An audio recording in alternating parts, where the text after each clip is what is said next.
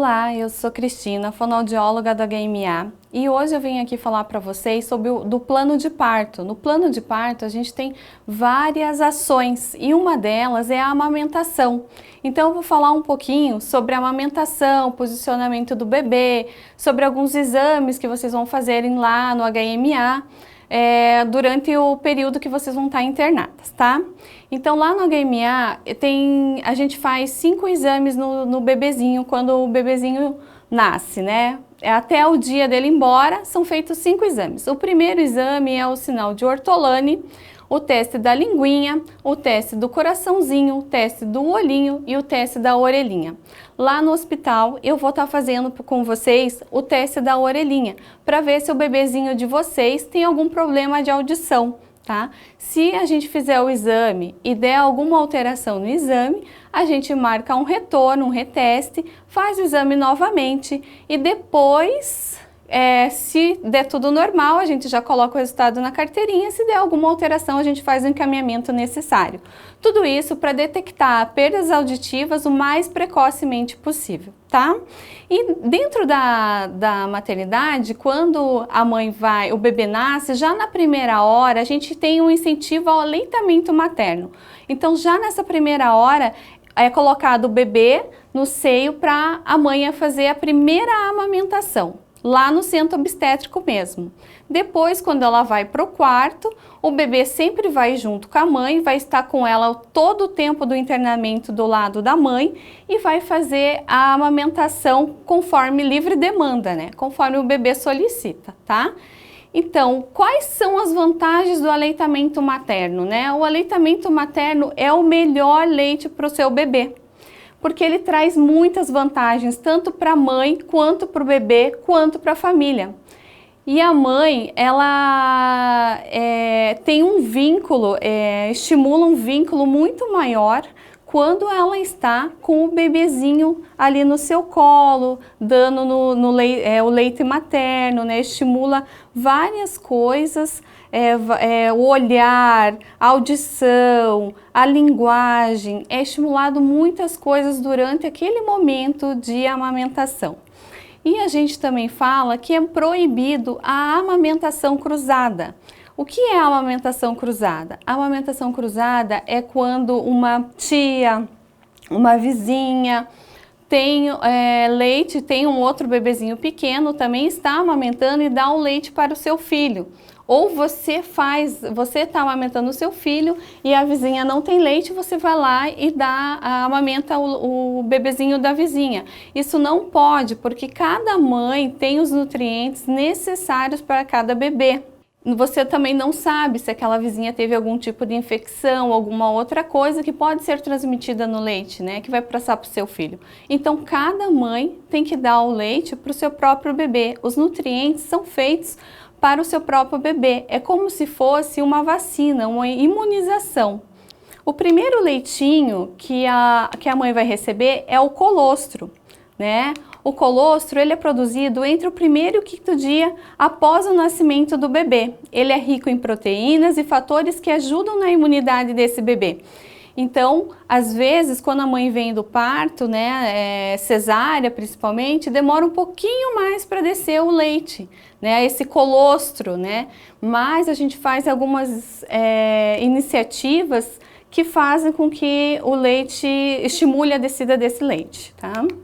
O leite de transição é o segundo leite que vem depois do colostro, que é do 6º dia ao 15º dia após o nascimento do bebê. Ele é rico em gorduras, lactoses, nutrientes e contribui para o crescimento e desenvolvimento do bebê. Depois dessa fase vem o leite maduro, que ele já é produzido a partir do 15º dia após o nascimento do bebê.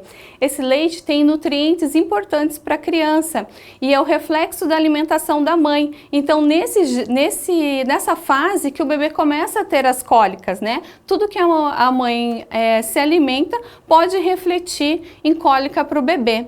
Então, é muito importante a mãe prestar muita atenção no que ela está comendo. Se o bebê teve cólica hoje, eu comi feijão, eu comi abacaxi, eu chupei uma laranja e deu cólica no bebê, fica mais atenta para esses alimentos e acaba substituindo eles temporariamente, tá?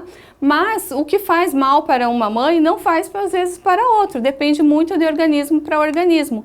Por isso que sempre tem que estar observando durante a alimentação o que vai gerar cólica no bebê ou não. Tem bebês que também passam tranquilos sem cólicas, tá? Tem o leite, quando a gente faz a ordenha desse leite, a mãe vê que o primeiro leite, sim, sai bem clarinho. Esse leite clarinho, ele é o leite que faz com que o bebê, é a primeira fase do leite ali, que vai fazer matar a sede. A segunda, a terceira é um leite mais gorduroso, que vai fazer o bebê engordar. Então, assim, primeiro ele vem clarinho, depois ele vem mais gorduroso. Então, às vezes, tem mães que olham, e o leite varia muito também. Umas mães têm um leite mais claro, outras têm muito amarelos. A gente já viu em estudos que mães veganas podem ter leite verde. A gente já viu leite verde, mais averdeado, das mães que são veganas. Então, assim, ele varia muito dependendo do organismo, dependendo do que a mãe come, né? Então, ele varia muito a coloração do leite. Então, nem sempre um leite que é bem clarinho é um leite fraco, tá? Porque tem mães que acham porque o leite é claro que o leite é fraco, mas não. Existe vários tipos de coloração mesmo de leite. Cada mãe vai produzir o seu. Cada mãe tem um organismo e produz de um jeito diferente, tá? Durante a amamentação, você deve evitar bebidas alcoólicas, fumar, outros tipos de vício, né? Medicação somente com prescrição médica, para que não afete na hora da amamentação, né? Para que não prejudique o bebê. Para a gente ter um sucesso na amamentação, o que a gente precisa, né? A gente precisa, assim, respeito pela decisão da mulher, né? Então a gente precisa apoiar muito essa mãe, né? Tanto familiar que vem para acompanhar. Então o acompanhante nesse momento é de extrema importância. Tem que ter um acompanhante que venha para a maternidade para ficar junto ali com a mãe, né? A mãe vai ter acompanhante 24 horas por dia, mas é necessário que esse acompanhante ajude a mãe nos cuidados com esse bebê, né? Ajude a mãe na hora do banho, ajude a mãe na hora da amamentação, ajude na hora de trocar a fralda, na hora que vai levar o bebezinho para pesar, né? Então a mãe precisa muito desse apoio, né? E também muita ingestão de líquido para produzir bastante leite e descanso, né? Então por isso que a mãe, principalmente na maternidade, a mãe precisa de alguém que vai estar ali junto com ela, sempre ajudando, porque descansa muito pouco. Toda hora entra uma enfermeira, tem uma medicação para tomar, tem uma médica para avaliar a mãe, tem uma médica para avaliar o bebê, tem exames para fazer no bebê, né? Então são diversas situações que fazem com que a mãe precise de ajuda nesse momento. Então é muito importante ter alguém junto com a mãe, né? Ela ter um acompanhante que vai ali ajudar ela nesse período, tá? E quais são os benefícios do aleitamento materno, tanto para a mãe quanto para o bebê? Então os benefícios para a mãe: previne anemia, hemorragias pós-parto, contribui para a volta do útero ao tamanho normal, previne câncer de mama, colo de útero e ovários, previne osteoporose, reduz o risco de desenvolver doenças cardíacas e diabetes, inclusive as que tiveram diabetes gestacional, ajuda no emagrecimento até 800 calorias dia. Já para os bebês, reduz em 13% a mortalidade até os 5 anos, rico em nutrientes e sais minerais. Provoca menos cólicas nos bebês, colabora para a formação do sistema imunológico da criança, previne alergias e infecções respiratórias e previne a obesidade. Agora eu vou mostrar para vocês alguns posicionamentos de como a gente pode pegar o bebê para amamentar, tá? Então, existem vários posicionamentos para amamentar, tá? Então, o bebê, você pega o bebezinho, levanta o bracinho dele, coloca embaixo do seu braço, que a cabeça fique apoiando a lateral aqui do braço, coloca a barriguinha do bebê junto na sua barriga, para ela poder pegar melhor o seio materno, tá? O que a gente fala? Que o seio materno, você vai ter que puxar um pouquinho, às vezes, o queixinho do bebê, para encaixar melhor o seio materno. Tem mães que têm um seio muito volumoso. Então, o que a gente faz? O bebê, às vezes, não consegue, na posição que a gente está habituada, mamar desse jeito. Então a gente tem que às vezes fazer cavalinho, fazer com que ele abra as pernas e deixar o bebê mais sentadinho para mamar. Às vezes a gente vai ter que dar uma invertida, vai ter que colocar o bebê ao contrário, apoia aqui o corpo do bebê e a cabecinha do bebê e coloca ele para mamar. Então são vários posicionamentos que a gente pode estar amamentando. Depende muito do jeito que o seu bebê vai conseguir ser amamentado. A gente mostrou os posicionamentos de amamentação, agora a gente vai mostrar a forma correta do bebê mamar, né? O posicionamento, a pega desse bebê na hora de mamar. Então a boca do bebê é de frente para a mama, ele vai tocar o lábio no mamilo. Quando ele toca esse mamilo, ele tem um reflexo de abertura de boca. A língua ele se projeta para frente e para baixo e o bebê abocanha boa parte da areola e começa a desenvolver a sucção. Já na mamadeira, ele não consegue fazer isso, porque o lábio superior ele bate, né, em cima da mamadeira, mas o inferior não. Então a gente pode observar nos vídeos que quando o bebê está amamentando no seio, a quantidade de fluxo de leite que sai é muito menor de quando ele sai na mamadeira. Quando o bebê está ali sugando na mamadeira, no vídeo dá para observar que o fluxo de leite é muito maior. Isso pode acontecer em engasgos no bebê, tá? Então, por isso que tem que cuidar muito com o fluxo de leite quando ele é dado na mamadeira, porque ele é muito maior. Agora a gente vai falar sobre os prejuízos causados pela mamadeira e pela chupeta, tá? Durante o longo da vida desse bebê, porque ele não vai causar só quando o bebê é pequeno, ele vai até a fase da infância, quando o bebê começa a adquirir o vocabulário, as primeiras palavras, né? E vai decorrente na escola, 5, 7 anos, 8 anos, ele pode ter uma dificuldade de fala. A utilização da mamadeira, chupeta ou chupar o dedo também pode acarretar prejuízos no desenvolvimento da arcada dentária, empurrando esses dentes para a frente contra a gengiva, assim deixando uma abertura entre a arcada superior e inferior, o que também poderá trazer consequências, fala, mastigação, deglutição. Os bebês que são alimentados na mamadeira ou amamentados por um curto período no seio apresentam alta incidência de hábitos orais deletérios, que são chupeta, mamadeira, chupar o dedo, respiração predominantemente bucal, porque não consegue fechar os lábios, fica com a boca sempre entreaberta. Mordida cruzada, tem problemas na mastigação por conta dos dentes não estarem alinhados, falta de vedamento labial, alteração na arcada dentária. Quando o bebê ele suga no seio materno, a mandíbula ela desenvolve e faz com que o bebê fique com crescimento harmônico da face.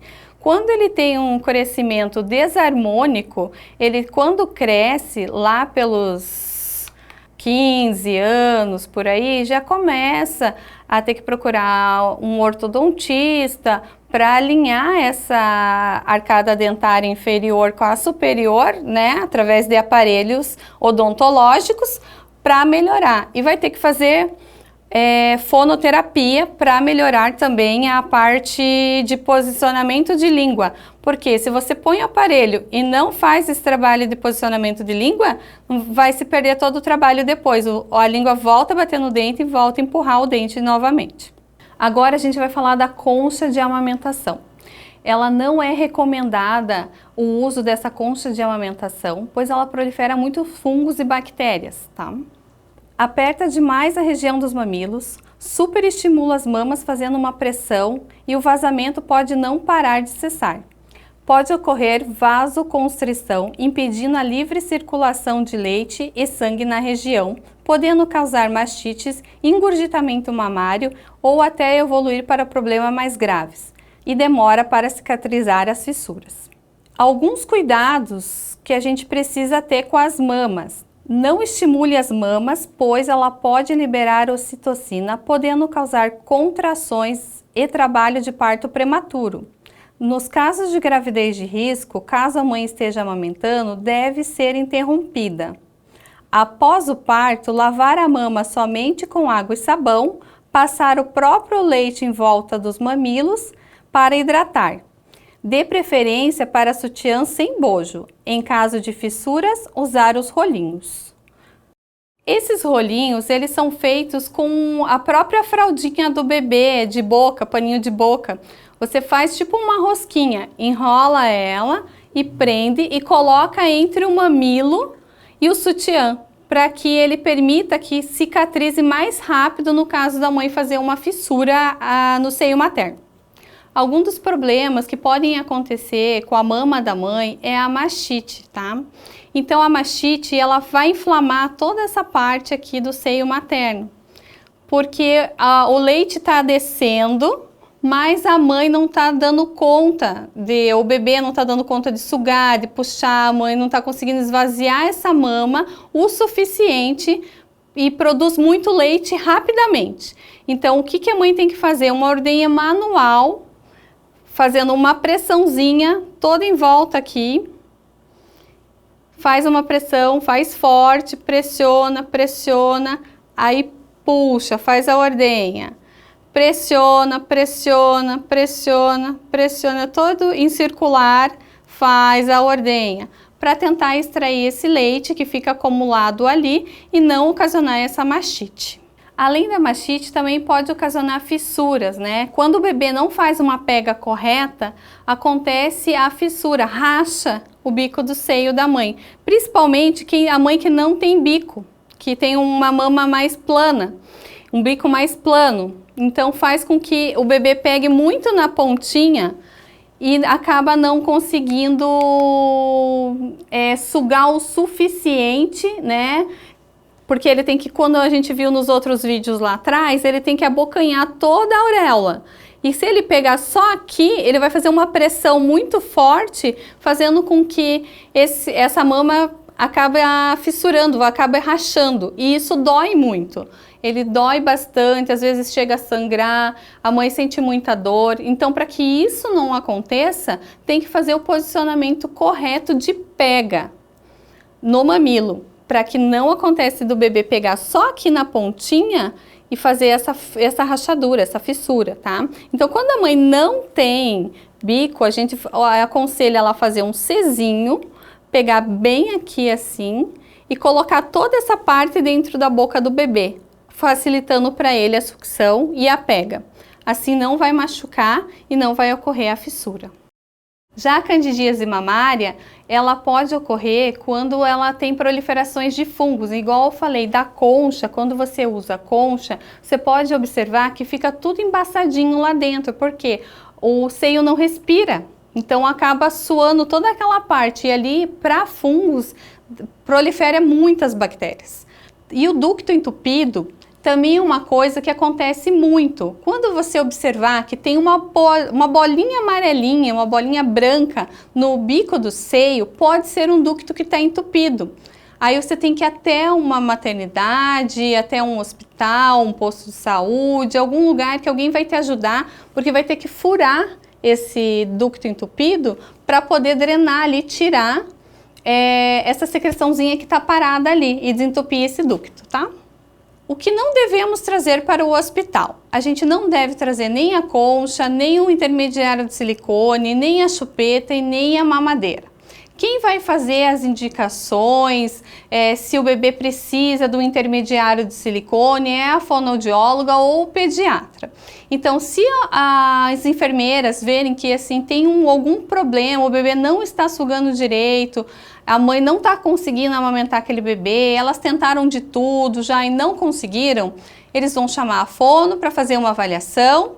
E nessa avaliação a fono vai ver se tem alguma necessidade de fazer alguma intervenção, se precisa de um intermediário, se precisa alguma coisa mais na UTI, né? Se a gente precisa de uma mamadeira ou de alguma chupeta para alguma estimulação, mas isso tudo vai ser a fonoaudióloga que vai fazer a avaliação e vai fazer a indicação.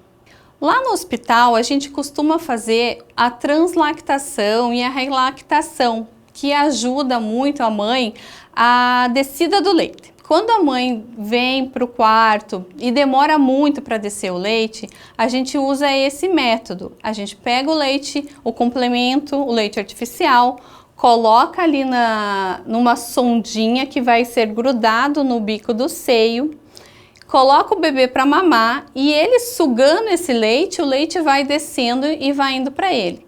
E essa estimulação que ele faz com que a mãe comece a produzir o leite, a descida do leite, e ele vai associar uma coisa com a outra, que ele está sugando em seio materno e que o leite está descendo para ele. Então a gente prefere que esse primeiro momento seja feito dessa forma para que o bebê não se acostume com fórmula e que não seja estimulada a mama, para que a mãe consiga amamentar esse bebê, né? Então ele tem muitas vantagens a relactação.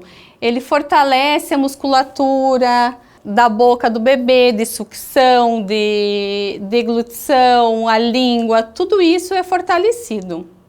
Então, pessoal, é isso que eu tinha para falar para vocês sobre a amamentação, que amamentar no seio é uma tarefa muito difícil, mas vale muito a pena.